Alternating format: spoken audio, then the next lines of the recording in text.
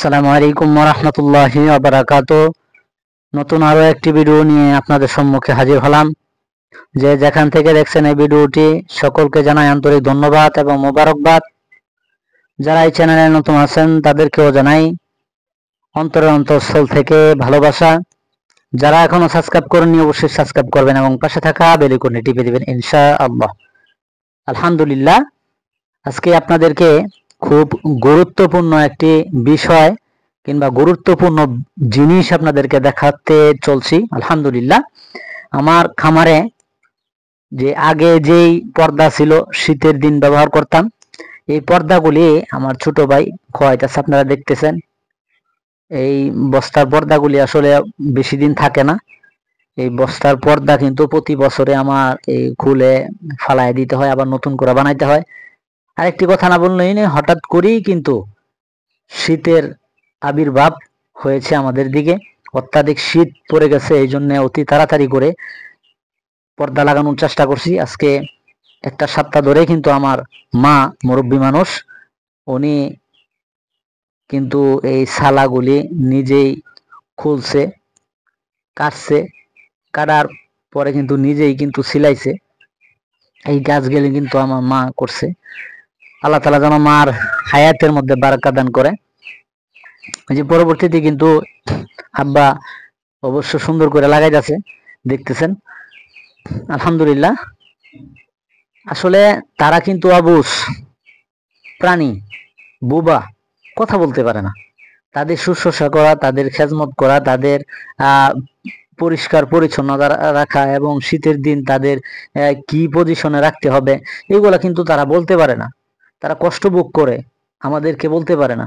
এই জন্য তাদের শুশ্রূষা, তাদের খোঁজ খবর, শীতের দিন একটু বেশি পরিষ্কার পরিচ্ছন্নতা রাখা, যদি পর্দা না থাকে পর্দার ব্যবস্থা করা, আবার নিচে ফ্লোরে কিছু বিছিয়ে দেওয়া, যেন তারা সঠিকভাবে রাত্রে থাকতে পারে, দিনের বেলা থাকতে পারে, শীত যেন বেশি না লাগে। এই জন্য তাদের প্রতি আমাদের খেয়াল খবর অবশ্যই রাখা।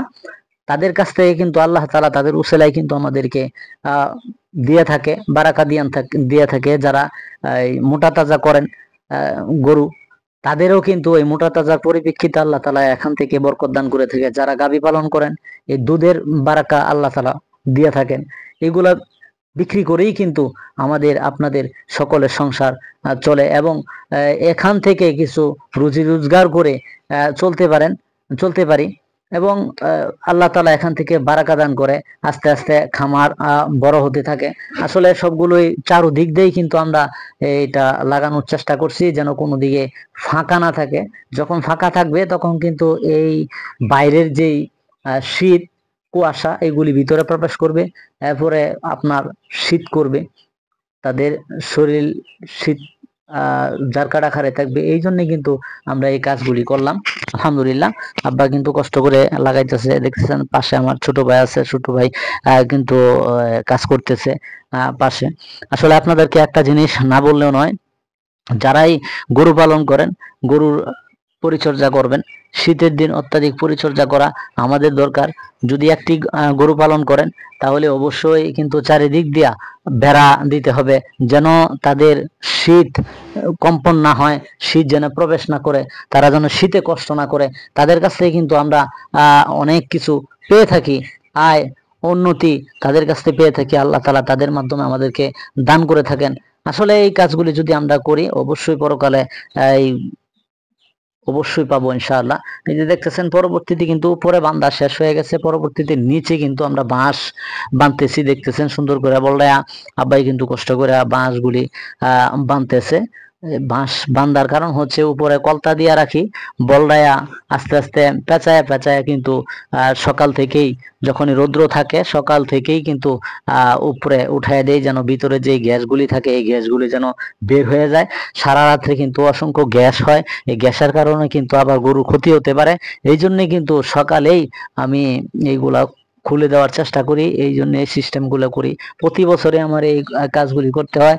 আমার যে খাবারের বস্তা আছে, যে সব খাবারের বস্তা থাকে বেশি হয়, এগুলো আমি বিক্রি না করে প্রতি বছর এভাবে করার চেষ্টা করি। কারণ একটা পর্দা কিনতে 5 থেকে 6 হাজার টাকা খরচ হয়।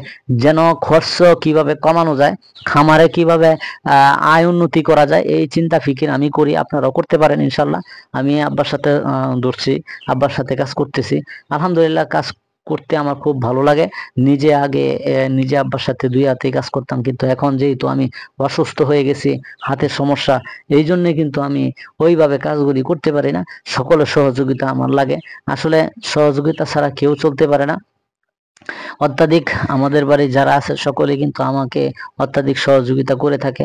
অত্যাধিক না, আমার বাড়িওয়ালির কথা না বললেই নয়। আমার বাড়িওয়ালি অত্যাধিক কষ্ট করে থাকে। আল্লাহ তাআলা যেন বাড়িওয়ালিকে সকল প্রকার মুসিবত তারপরে আপনার আল্লাহ তাআলা যেন কবুল করে।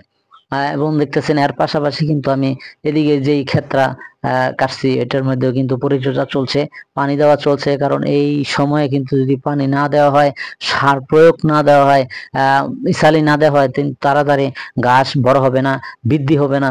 আমার গরুর আসলে শর্ট পড়ে যাবে, গরুরে খাওয়ানোর কোনো প্রসেস থাকবে না। আমি কিন্তু খের খাওয়ায় থাকি না, আপনারা সকলে জানেন আমি ঘাস নির্ভরশীল। আমি এর আগে আপনাদেরকে দেখাইছি কিভাবে ঘাস এর পরিচর্যা করা যায়, কিভাবে করলে সবচেয়ে বেশি ভালো হয়। আসলে আমার জন্য দোয়া করবেন, আল্লাহ রব্বুল আলামিন যেন আমাকে সুস্থতা নিয়ামত দান করে। সম্পূর্ণ বাইরে দিয়েও কিন্তু সম্পূর্ণ কাজ শেষ করে দিছি। নতুন কোনো ভিডিওতে আবারও হাজির হব। আমা তৌফিক ইল্লা বিল্লাহ, সে প্রত্যাশায় সকলেই ভালো